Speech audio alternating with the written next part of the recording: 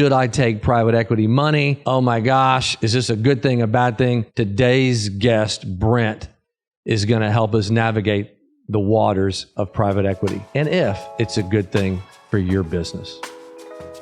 The market slowly started turning. I think part of it was a reaction to the 2000 downturn. You're doing everything you can to survive. Nobody's bigger than the market.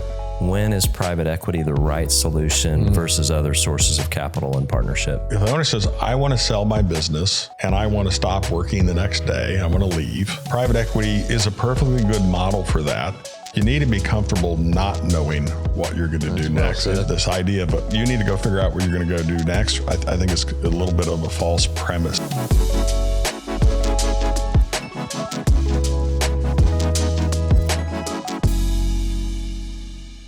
Welcome to Decision Points. I'm Doug Hudson. I'm Scott Wood. And our guest today is Brent Williams, Chairman Chapter of YPO Gold Dallas and Senior Advisor of the Halifax Group. How about the Texas Rangers right now? They are awesome and fun to watch. I've seen both games. They're on fire and they picked the right time for it. So all of you listening, watching who are Houston Astros fans, no hate, but you've had 7 years of an incredible run. The Rangers, we've not quite yet been there. So give us a shot. And when we were there, we didn't quite get it done. So I hear you might go to the game tomorrow. Yeah, I'm going to take my son to the game. I promised him we'd go to a game if they made it to the ACLS. So yeah, we're excited. My wife's going to join us as well. Yeah, the hard thing for me is that my wife's entire family is from Houston, and I do have a so they've been insufferable for 7 years. Oh, they've been terrible. Yeah, we've been wearing we've been wearing our T-shirts that say Houston asterisks and being obnoxious, and I actually haven't heard that. That's a funny one. Yeah, and they talk about the Rangers who are from Oklahoma rather than Dallas because they're where they play. So it's fun. We've got a text chain going that we rib each other pretty good. So is Stacy a Ranger fan or an Astros fan? Stacy's a Ranger fan. Okay, all right. Because her son's a Ranger fan. Okay. And she's lived here longer than she lived there. Family still in Houston though, on her side? Yeah. Her whole family, all her siblings. So we get down there quite a bit. Were they there yesterday at the game? No, they didn't make the game. All right. They didn't make the game. Tell us a little bit about your family. Sure. So married 32 years. And Stacy and I met at University of Texas our senior year.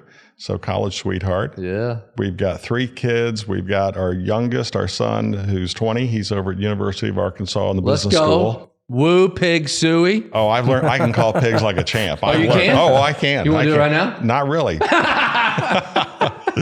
So he's there and interested in commercial real estate. Yeah. And then I've got a 23-year-old, as of last week, daughter who's finishing up school to be a teacher. And she's substitute teaching now at Highland Park. So hopefully that's where she ends up. What grade does she want to teach? Or she wants to teach elementary school, kindergarten, early. She loves young kids. Yeah, awesome.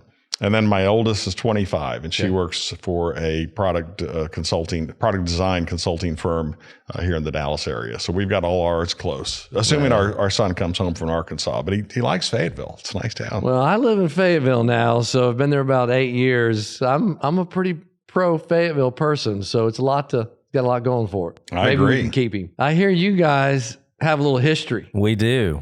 So Brent and I went to high school together, same graduating class, which is kind of amazing after all these years that, we're still friends and still acquaintances. And well, that just means you weren't good friends in high school. You were acquaintances. Yes. If you're good friends, you probably would have been separated. Brent came through North High School, right? Yeah, that's right. And I fed through Park Hill, which was the new middle school back in the day. But yeah, we were both at Pierce together and knew each other casually, and probably lost touch for a decade or so after college, but then got reconnected through EO and YPO and the business community here in Dallas and the neighborhood and kids even. So when Scott went off to Baylor, I went off to UT, and then my dad got transferred the summer after my freshman year. So I never came back to Dallas. And then I went to Houston for 5 years, then New York for about 6, and moved back here in 99. So I came back here and I felt a little bit like a stranger in my own town.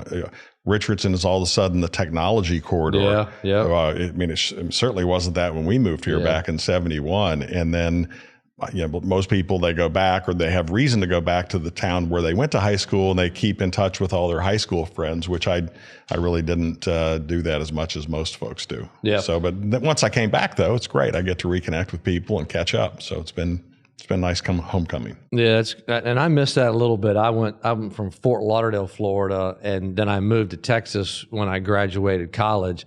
So I've missed not really.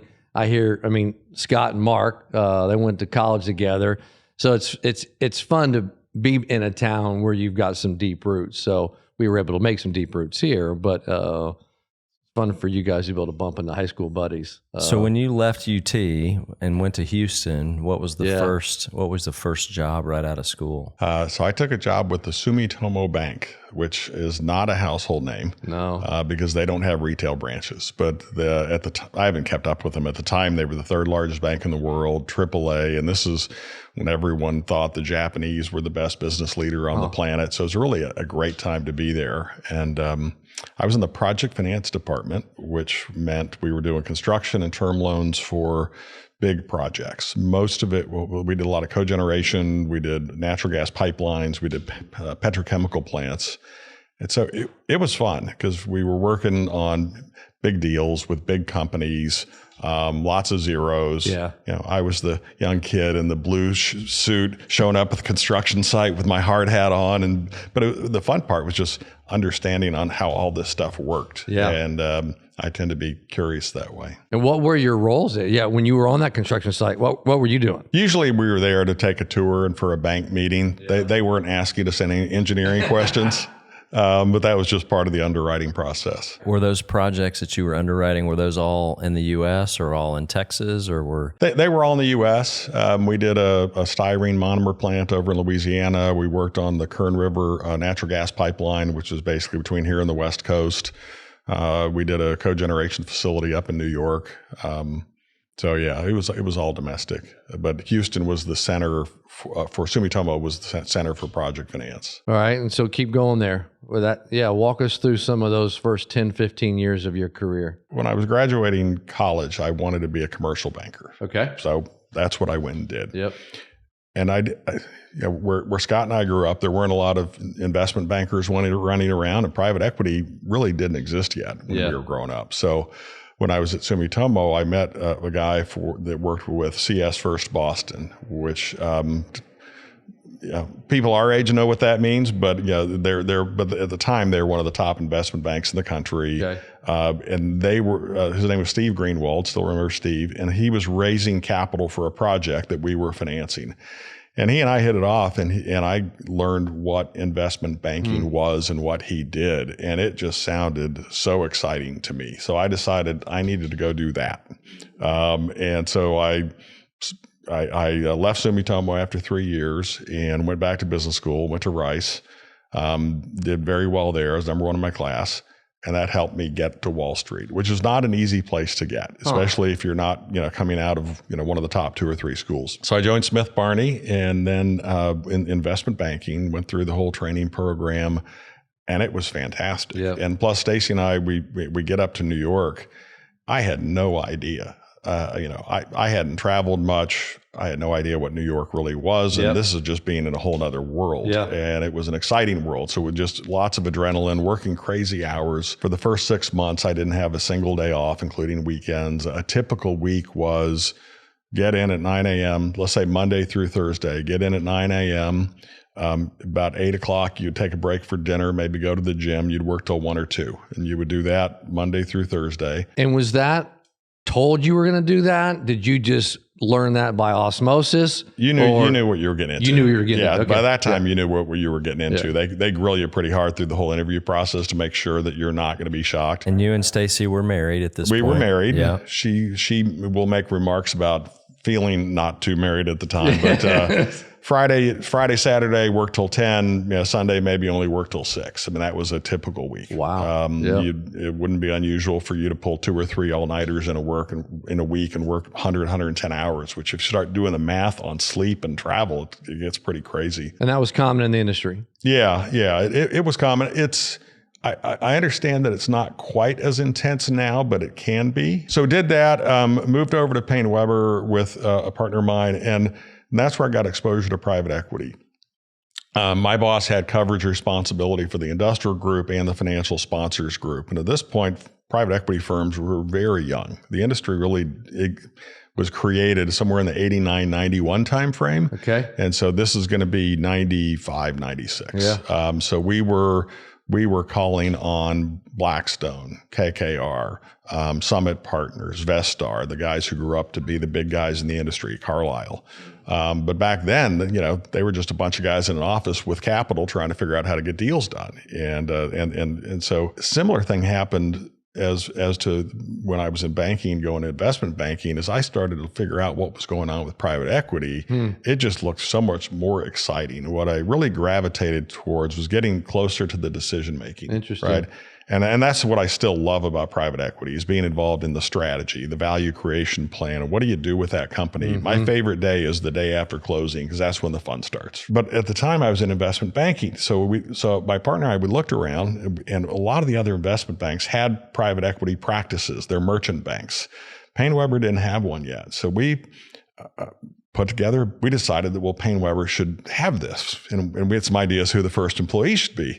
So we did a lot of research to figure out how the model worked. And there was a return on capital angle that was a feeder to the investment bank for investment banking services.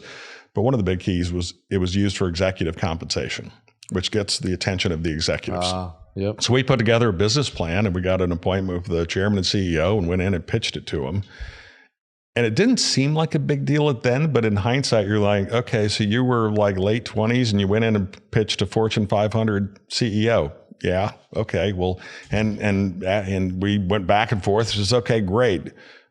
We just formed the division, and you guys are the first 2 employees. Go make it happen. So it's like, we caught it. We caught the tiger by the tail. So continue with that. And then a little bit later, my wife and I were living on the Upper West Side. We'd had our first child, 18-month-old. We're in a 3-story brownstone, no elevator.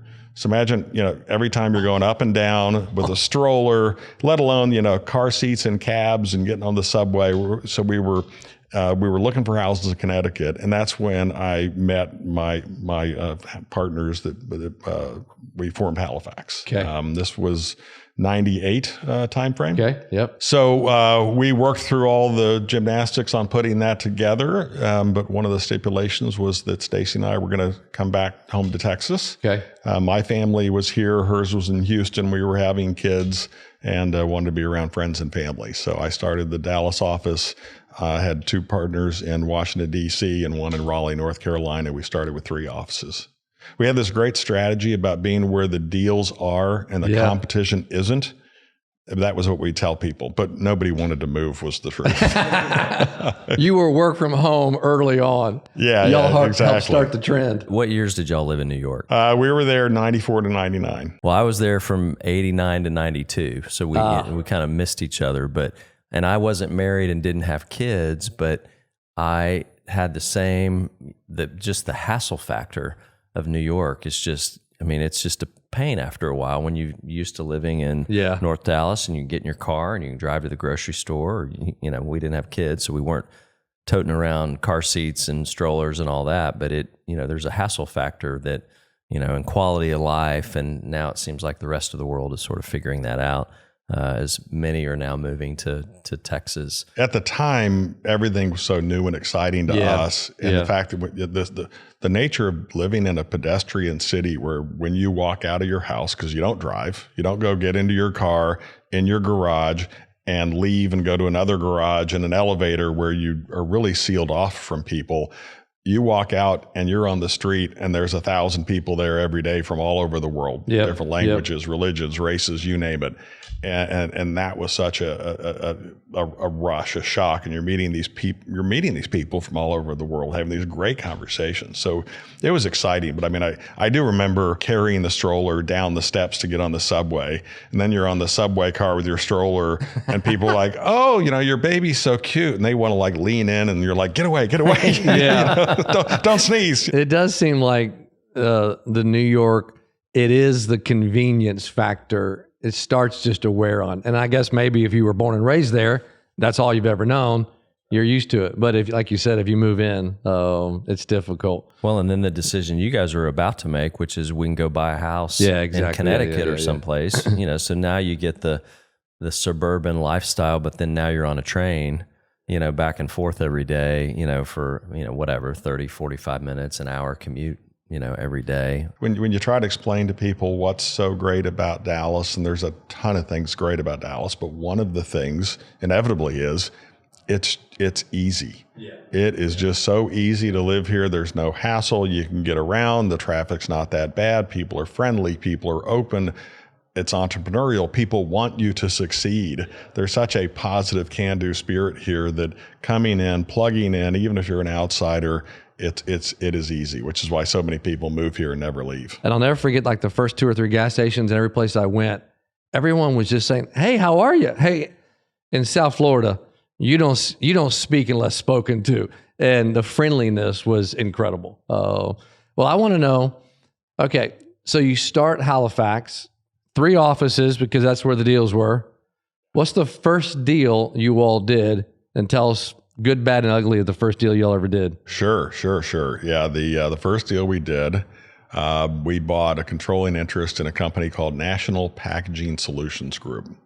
The strategy was good, where it was an acquisition platform. What they would go in is, you've got people that convert cardboard into boxes. This doesn't sound all that exciting, but they go buy raw sheet cardboard, they convert it into boxes, and then they're selling the boxes. A very simple supply chain business. What a lot of companies were doing there, all these small companies in a particular region, is they had their own converting equipment, which was capital intensive. It also led to inventory management challenges, product availability challenges. And so what this company was doing is that we're going to put in a central facility. We're going to buy these companies. We're going to get rid of their manufacturing facility, and we're going to make them really service outlets.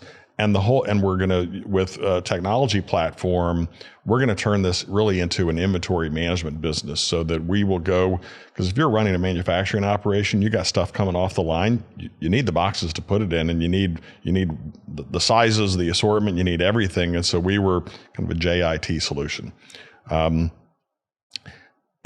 What happened is, in the early 2000s is when you saw mass movement of manufacturing capacity over to Asia. And if it's made over there, it's boxed over there. And so the industry fell pretty significantly.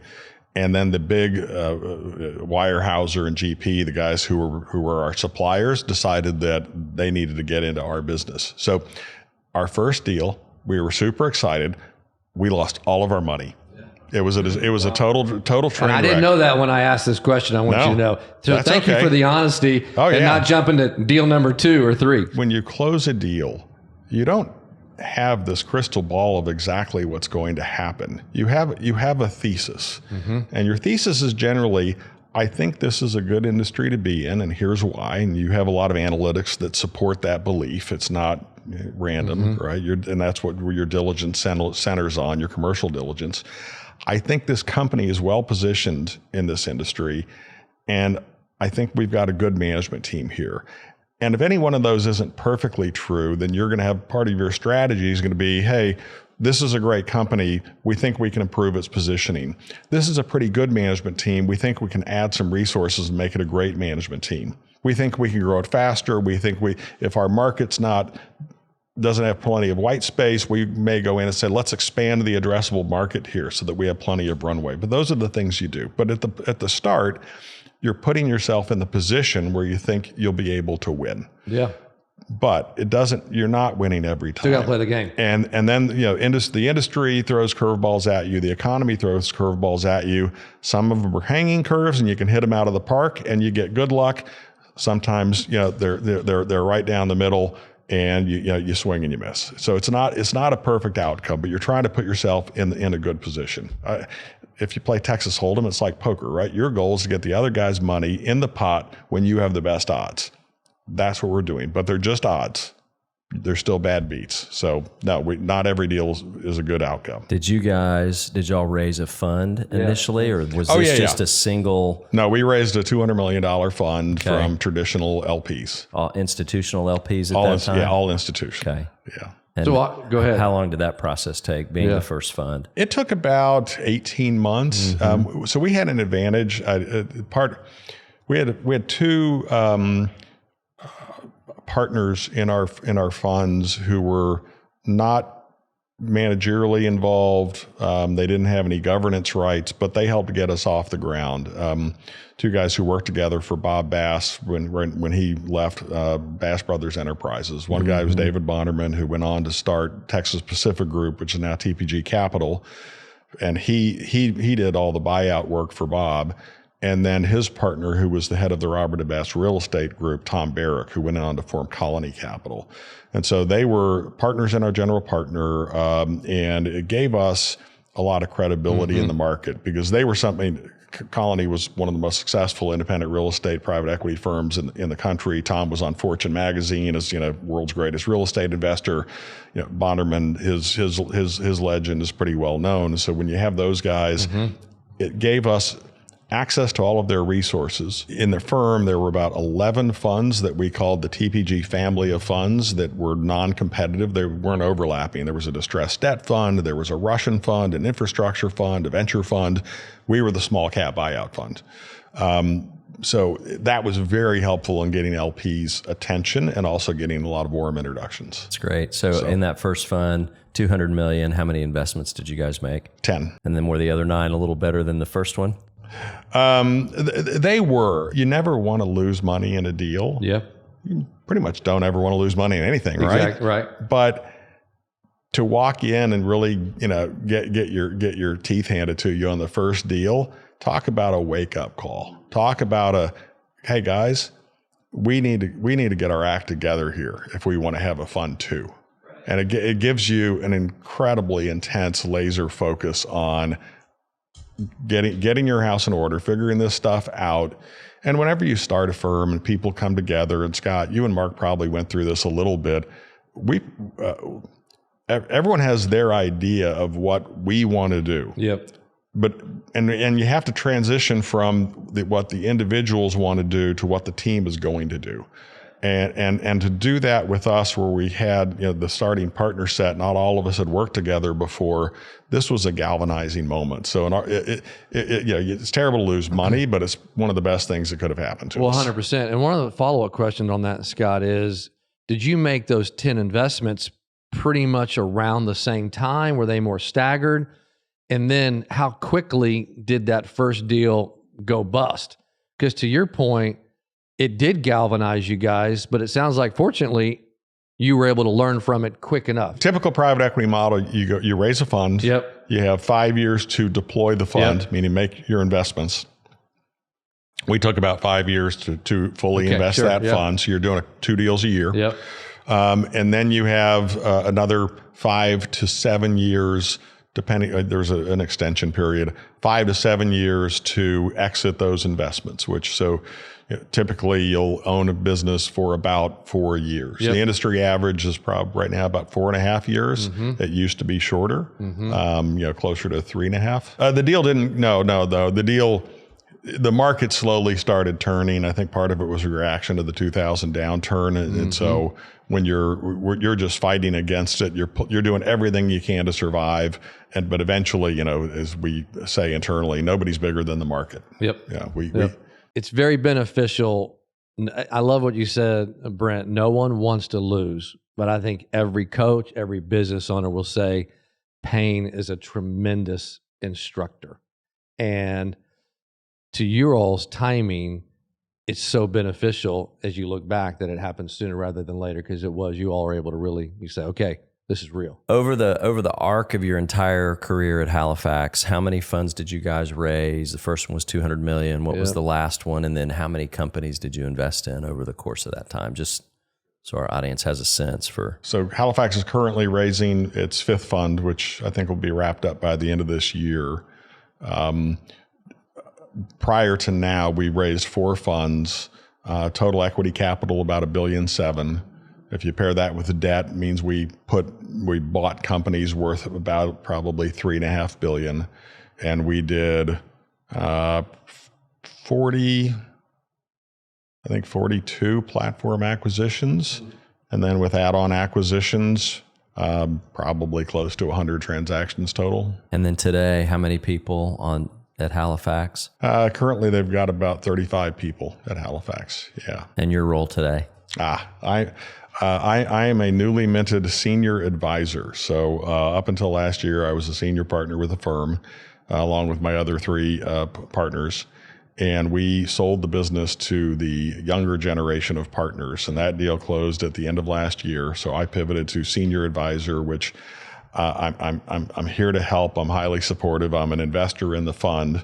But those guys, they're running it, and they're running every bit of it. And so I'm not active day to day, and it's been lovely. Yeah. Congratulations. You're happy. Yeah. It's a pretty intense career. I've traveled 4 million miles on American Airlines. Wow. Which is just insane, right? And so you're traveling a lot, you're working a lot. It also can be high stress, whether or not a deal gets closed. When something goes wrong, you get the call 24/7, no matter when it is. So, you got a lot going on. And so it's been, investment banking, you heard what that was like.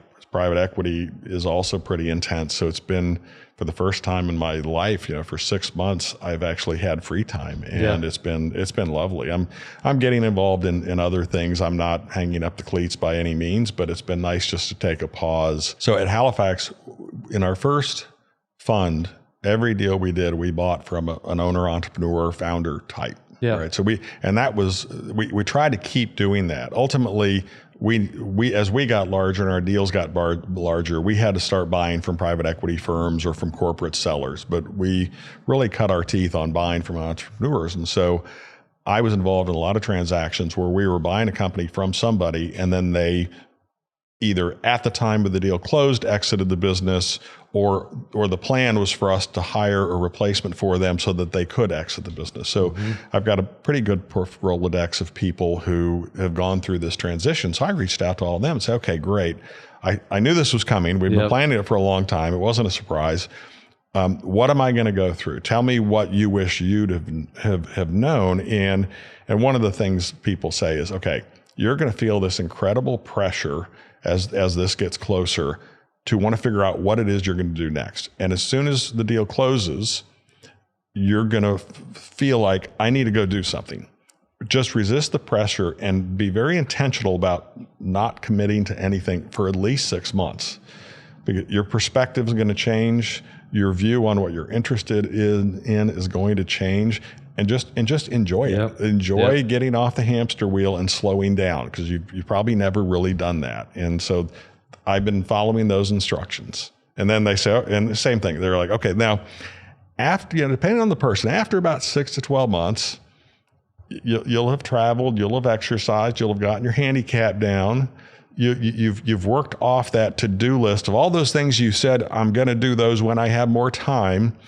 And then you're going to sit there and go, okay, I'm kind of ready. Yep. And now what? And that's when you and that's when you lean in, and the thought process you'll go through in those 9 months is going to dramatically change how you think about what you want to do next. We have 4 pillars when we think about pre-transaction planning, and one of them is a coaching pillar, and it's really this exactly what you're talking about, which is what's next. What comes post-transaction.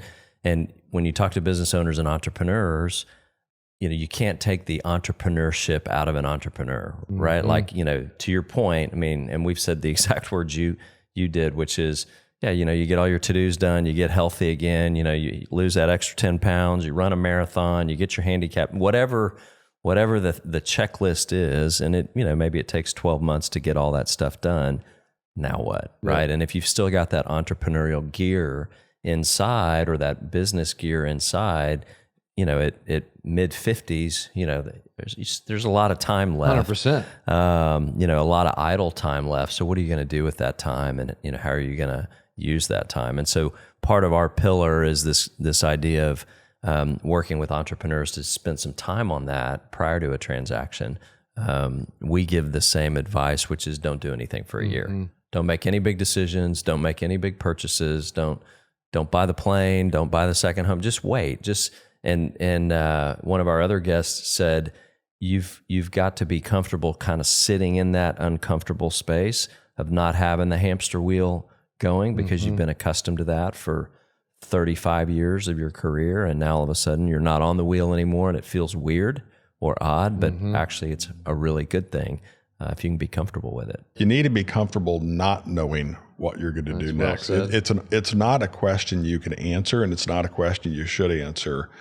And so this idea of you need to go figure out what you're going to go do next, I think it's a little bit of a false premise. Think about it as more as you're trying to come up with your filter of what do I get excited about, right? What am I curious about? Or if it's a problem you want to go solve, right? What makes me sad?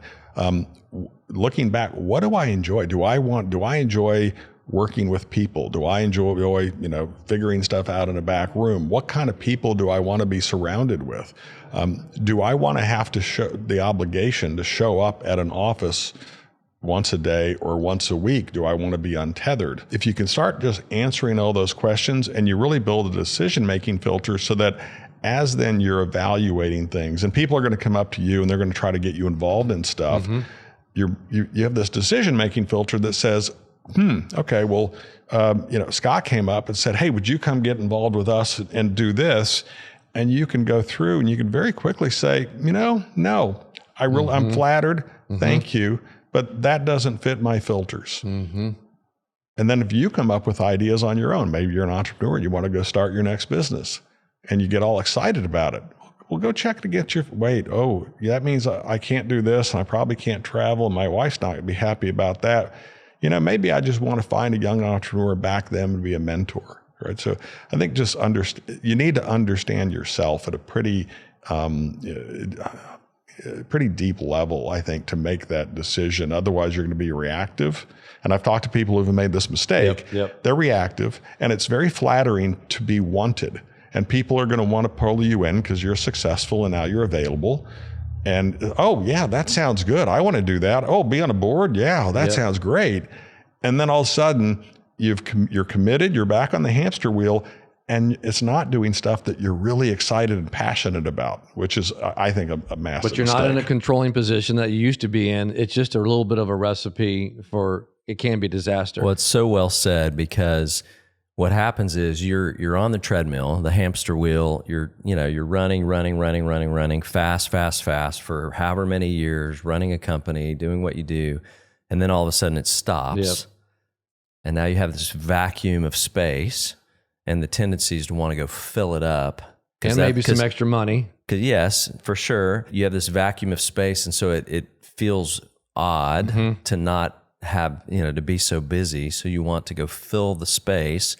And so then as stuff starts coming at you, the ask, number one, it's flattering because you're not in a leadership role anymore where you're getting, your leadership strokes, on a regular basis.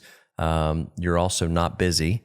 And so sometimes you equate being not busy with not being important. And so now all of a sudden, it's like, okay, now I got to start saying yes to all this stuff. And then you wake up a year and a half, 2 years later, and you've got all these commitments, and it's not really the thing that you want to spend time on. No, and you bring up a great point. The psychology of that transition can't be overstated.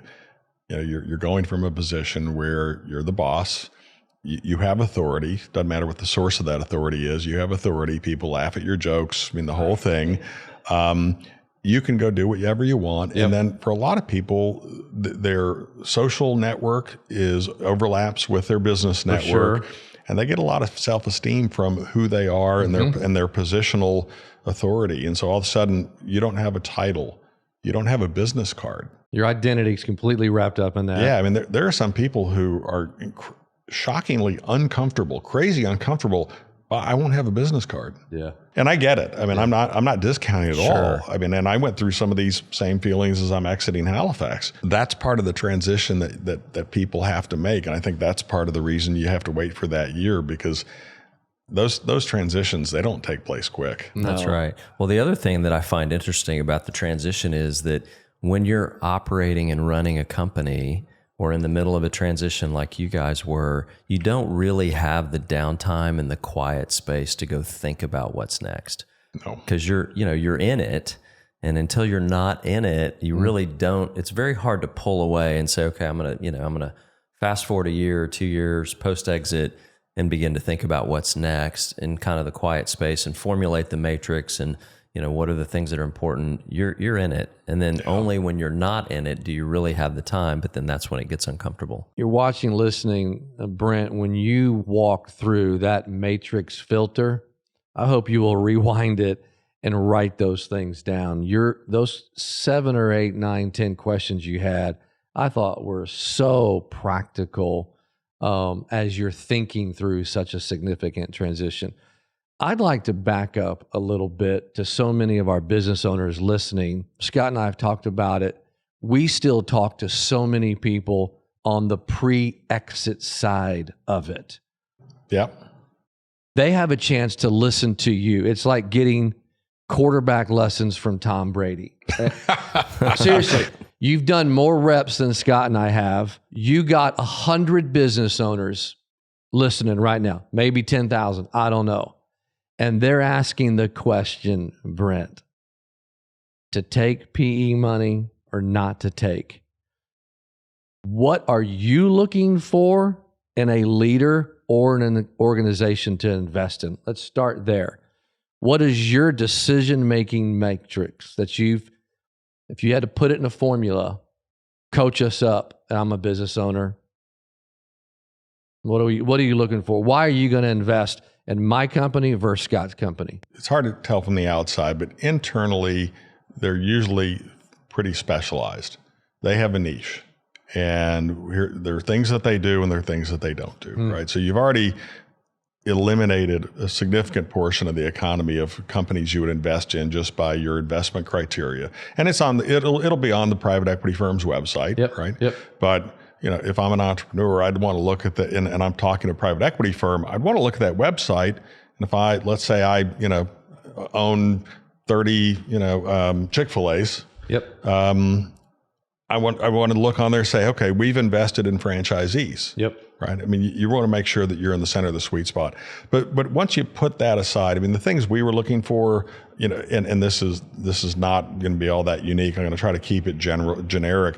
You're looking for recurring revenue.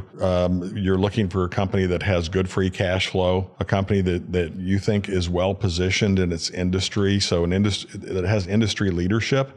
It doesn't mean it has to be the biggest company in the industry. It could either be a niche company where it's a very small industry, in which case you can be the biggest, or it could be you're just the regional leader. So we owned a company called Nutrition Physiology Corporation, and they made a feed additive primarily for feedlot cattle that was a probiotic.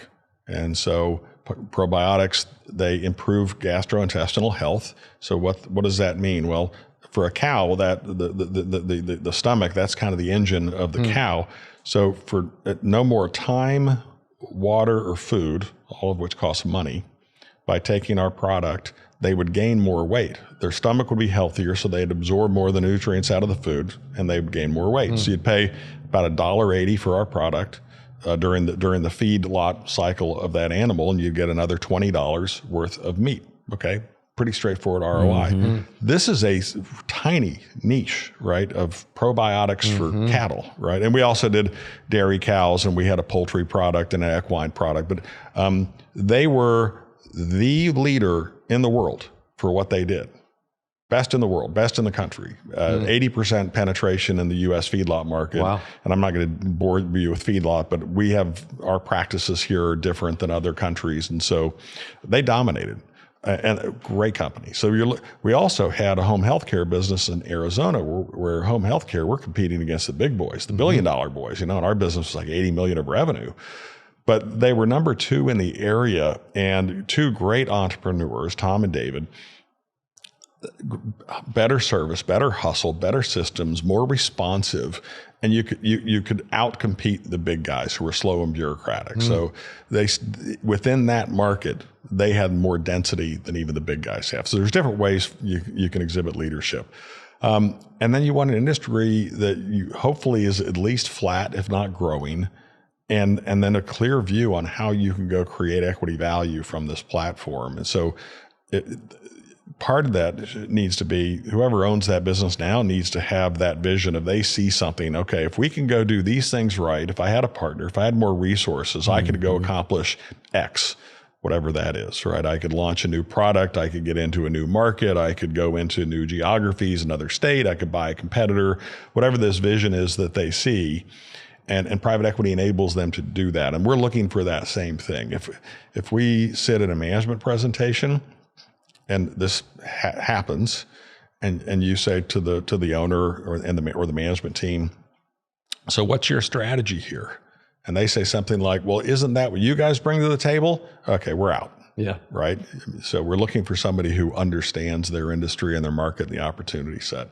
Kind of a high level answer, but those are some of the things that we're looking for. So let me flip the question around from the entrepreneur's perspective and ask, when is private equity the right solution versus other sources of capital and partnership? If the owner is if the owner says, I want to sell my business and I want to stop working the next day, I want to leave, private equity is a perfectly good model for that, but you're probably going to leave some money on the table doing that. When you say, I don't want to be involved in this anymore, they're going to have to replace you, which creates risk. The best time for private equity is when you've got somebody that says, okay, I want to keep doing this for a while. And a while could be 2 to 3 years. It could be an indeterminate amount of time. I want to keep doing this. I want to keep running it. I want to continue to mentor the team. I want to continue to grow. But either A, wow, I've never taken that much money out of this business. I have all my eggs tied up in this basket. I'd like to take some money off the table, right? I want to make sure that no matter what happens, I'm safe, I'm secure, I've got a nest egg, I can take care of my family. That's one scenario. The other scenario is there's a huge market opportunity here, but I don't have the ability to seize that. And that could be a lot of things. It could be just simple, I need capital. But what we see a lot of times is even if these companies had the capital, they don't really have the sophistication of how they're running the business to be able to seize on the opportunity and maximize it, and to do it without taking an extraordinary amount of risk. And that gets into how do you build a business that's scalable? Whether putting in, very few companies are doing a good job of just basic data collection to collect the data, to analyze the data. They don't have the systems to where they're scalable. Everything still comes through them. They haven't built the management team to delegate. They're not delegating. Everything's very tightly controlled. And then a lot of times we see businesses that are siloed, where each functional head, right? Sales and marketing, finance, ops, they have the model I call, don't check my homework, I won't check yours, where they just kind of do their own thing, but nobody really holds them accountable. And it's comfortable because usually they've been doing it for a long time. Right. They're personal friends. They go to church together, whatever. So private equity is really good if you want to take some money off the table, if you want to seize an opportunity. The other place that's good is if you just say, I really want to improve how my business runs. And let's say you have some of those things and you see that there's opportunities to fix it. And here's somebody who can come in and help you fix it, but also be a little bit of a fulcrum for change. What's the biggest 1, 2, or 3 mistakes you see business owners make just in their business? I'm sorry, I hate to get wonky here, but you need to go build an activity-based costing model. So first of all, I love this. I had no idea you were going to say that. Yeah. So go. Yeah. What is that? What is it? Right. It's where you understand what your business costs really are and how they're allocated. So let's say you have a distribution business. You've got a truck that's driving 200 miles, right? So you got the wear and tear on the truck, you got the miles, you got the number of stops, all that. Well, instead of saying, okay, let's say you've got two different divisions, and one of the divisions you say, well, this one makes money, this one loses. You go in and you build it up for every customer. You're saying, okay, for this truck, we're going to allocate the cost of that truck by the mile. Okay. So all of a sudden you realize, well, if I'm dropping goods off at a customer that's 50 miles away versus a customer that's 200 miles away, I have a different cost structure for that. Okay. And so you literally go through every expense you have and you figure out a way to allocate it based on the underlying activity, to where you say, if I stop doing business with that customer, here's what the implications will be. And what you'll find is most companies are losing money on a lot of what they're doing. They're losing money on products. They're losing money on customers. And so that gives you the roadmap for where you need to go strategically. So I did a lot of distribution. I'll use distribution, for example.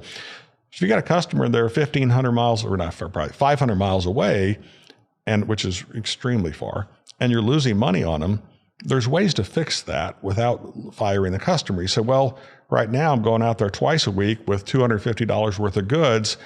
Hey, you know what? I don't have to change your pricing if I can only go out once a week with 500. I'm going to either reduce your delivery frequency or increase your minimum order quantity. But you need to figure out how to stop losing money. It's not fair to you, right? And then you also figure out, where am I actually making money? Which most people, they don't really know where they're making money. Good. So we'll go in and we'll analyze the company. You'd be surprised. Sometimes as many as 30-40% of their customers or products they're losing money on, and they just don't know. So you figure out where are you making money? Where's the honey hole, right? Yep. Well, okay, this is really technical. See if you can follow me here.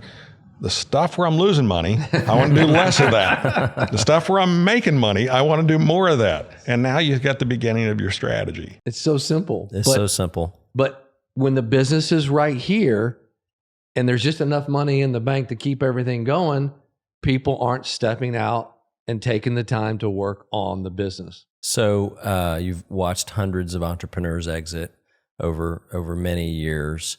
What are some of the biggest mistakes you see entrepreneurs make sort of up to an exit? And if you could give them the roadmap, a simple roadmap of, hey, here, just do these three things.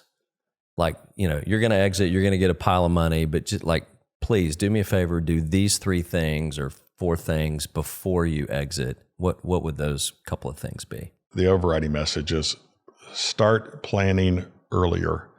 When my partners and I sold the firm at the end of last year, we started planning that probably about 10 years ago. That's a little extreme, but it's a people business. And so we had to build out the team. We had to actually transition accountability, transition authority, put people in leadership positions so that by the time we got to the exit, the team that was exiting was the team that was running the firm. And so I think people don't start early enough, is one. The second thing I would say is there's some really easy things you could do that will make a big difference. So let's just say 2 years out, you start doing proper budgeting, where you're doing a monthly budget, and at the end of every month, you're figuring out, why did we make budget? Why didn't we make budget? Basic root cause analysis. If you're not getting audits, you start getting audits. If you're going to make changes to compensation or changes to promotions, right? You do that 2 years out. If you're an entrepreneur and you're saying, hey, I want to exit, and I think I've got a guy here who can run this, let him run it. Yeah, well, I was working on a deal earlier this year outside of Halifax on a personal basis for a pet food manufacturing company. And here's a great example. There's the founder and his partner, 80%, 20% owners.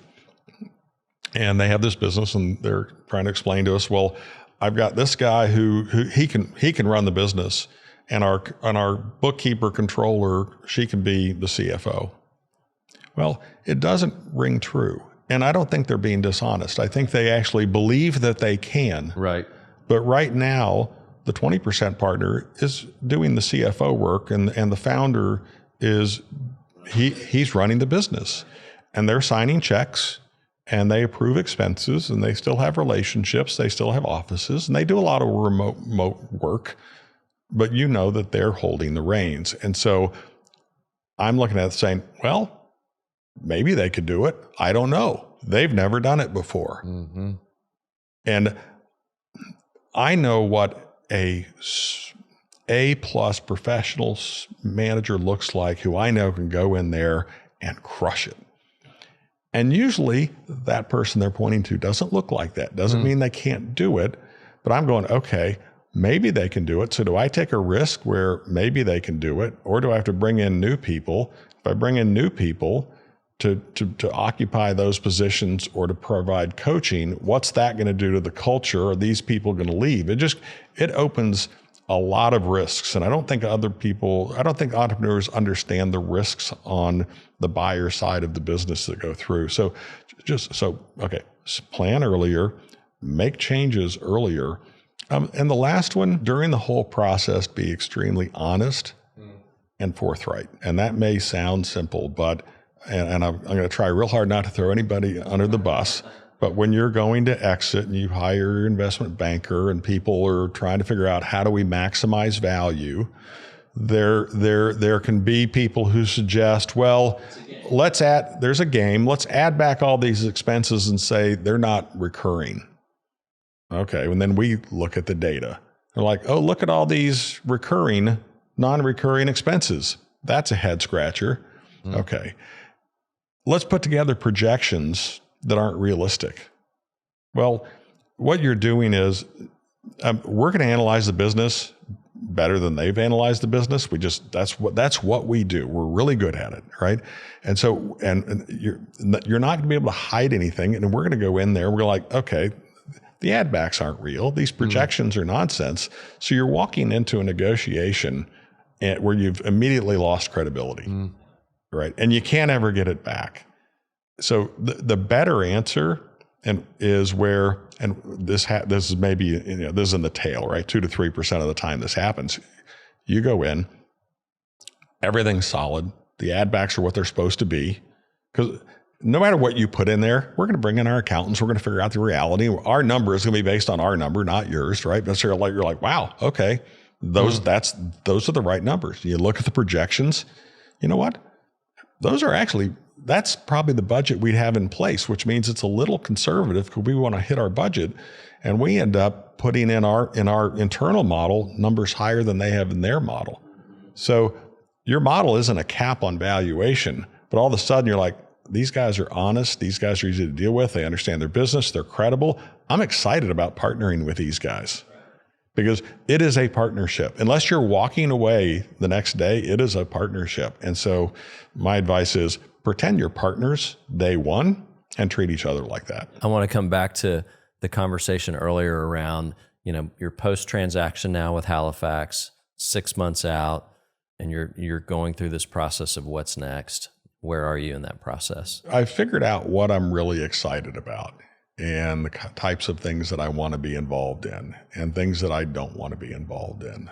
So I've put together my filter, for lack of a better that's no summary. Surprise, by the way. Yeah. Well, no, it shouldn't be a surprise. And because I started working, I've been thinking about this since well before the end of last year and starting even 10 years ago. Yeah. So mentally, there is some mental prep going on for a lengthy amount of time, which most business owners just don't take the time to get there. I would lock myself in a room and get out my notepad and what is it that I like? What is it that I don't like? What are situations in business that I gravitate towards? Or one of the things when I'm talking to young people and they're trying to figure out what they want to do in their career, I'm like, okay, what is it you do that when you're doing that, all of a sudden it's 8 hours later, it's dark outside, you haven't eaten and you just got zoned in. Like, okay, that's what you're good at. That's what you like to do. Go find that. Right. So a lot of it is just trying to find that and then just a lot of conversations with people. So, at this point, I've been offered some board roles. So far I've turned them down. I've been offered consulting roles, which I've also turned down. I did pursue this one investment, this pet food manufacturing business that I was going to do with a kind of a handpicked group that I put together. Then that is on hold right now. It may come back. So I still do love the deal business. I'd like to do it more just on a personal basis. Companies I'm excited about, industries excited about. So I'll probably do, a private equity deal, I don't know, one every couple of years, something like that. I'm getting involved in another company where I am going to serve on the board. That's in process. And on the philanthropic side, that's an area that I'm focused on.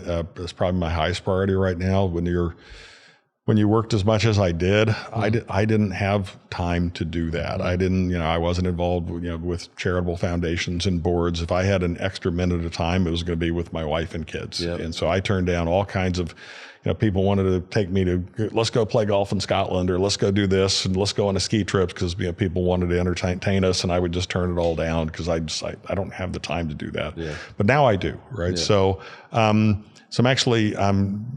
getting involved right now, just meeting with everybody in town here in Dallas around children's opportunity to get involved with children's, particularly with child and adolescent mental health. I'm going to a thing tomorrow night for that. That's something that I'm pretty excited about.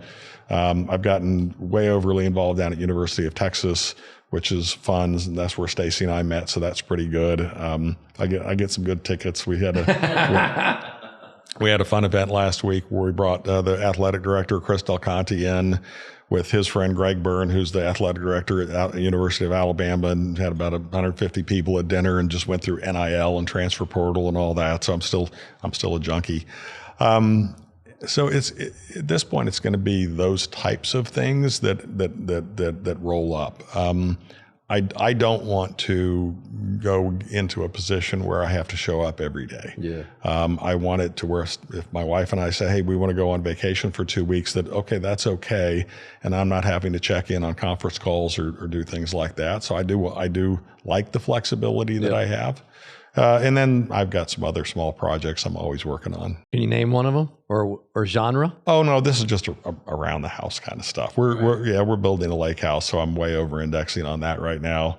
And I've got a couple other things. What part of that do you like the most on the lake house? The design stuff. Yeah. When I started school, I wanted to be an architect, and so I started UT, and I was in the architecture school or on the path to be an architect, and then I have an architect's desk at home, and so I love to design and draw and create and things like that. But I was my freshman year, and people are saying, okay, well, it's a 5-year degree. It's really hard.